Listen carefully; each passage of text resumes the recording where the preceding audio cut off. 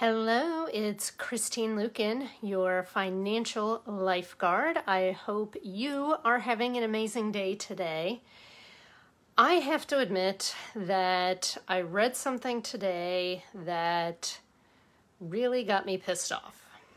And let me tell you what it is and why it upset me. And it should probably upset you too. One of my financial planner connections sent me an article from CNBC, and it was about the subject that I talk about a lot, which is money shame, and why we need to replace that as financial professionals with empathy and education. And the article told the story of this woman named June who was really overwhelmed by her debt. And she actually had the opportunity to go on to Suze Orman's show.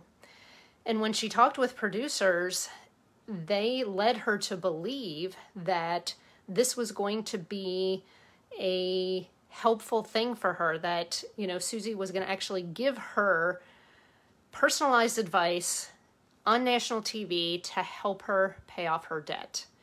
But what actually ended up happening is that Suze Orman basically chewed this woman out and shamed her for her financial mistakes on national television.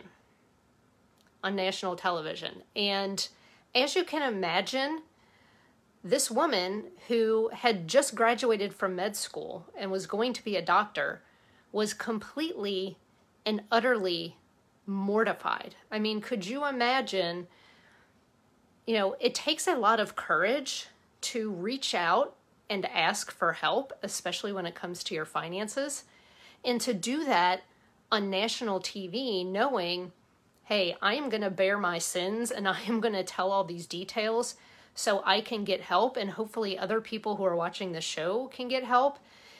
And having the bravery to do that, and then you show up and the cameras start rolling, and then you are on the receiving end of this financial guru who you looked up to and you respected, and this person completely tears you down and shames you on national television. Well, you know who should be ashamed? It's Suze Orman, right? That's who should be ashamed, because the problem with shaming people about their money is that it does not help them. It does not motivate them to change, right? I mean, think about the times when someone did that to you and made you feel ashamed about any mistake that you made, right? That makes you want to curl up into a ball and crawl into a hole and die, right? It doesn't make you say, oh, you're right, I am an idiot. Let me get better at this. Let me fix myself. Let me change. No, that does not help. And, that's why I'm on this mission of financial dignity, because it really does hurt my heart when I hear about this kind of thing happening.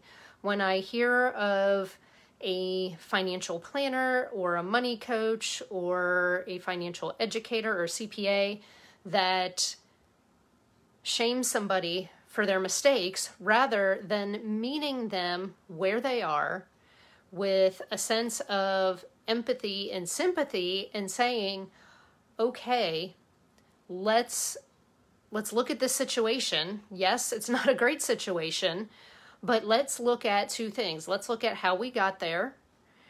What do we need to change? What do we need to improve to move this situation forward? And what do we need to do to make sure this never happens again, right? So wouldn't you be much more willing to change if you had told me, like, hey, I've got $50,000 in debt, and I said, well, oh my God, you're so stupid, I can't believe you did that.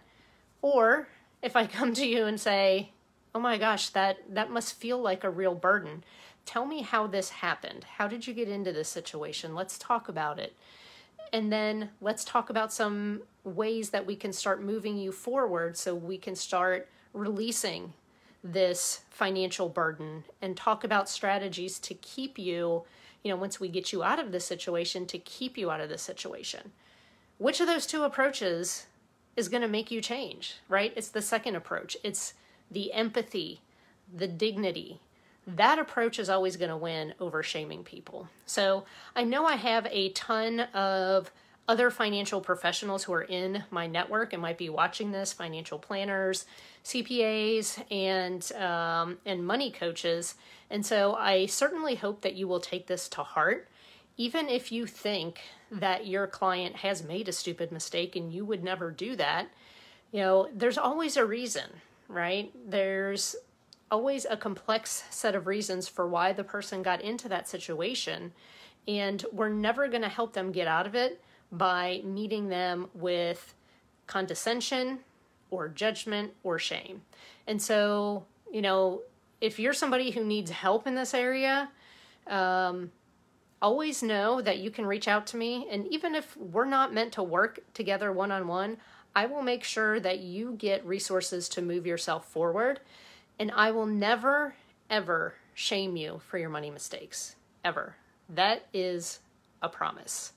So that's what got me hopped up. I will link the article if you guys want to go in and read it. But, really what I have to say is, Suze Orman, shame on you for shaming someone who reached out to you genuinely wanting your help.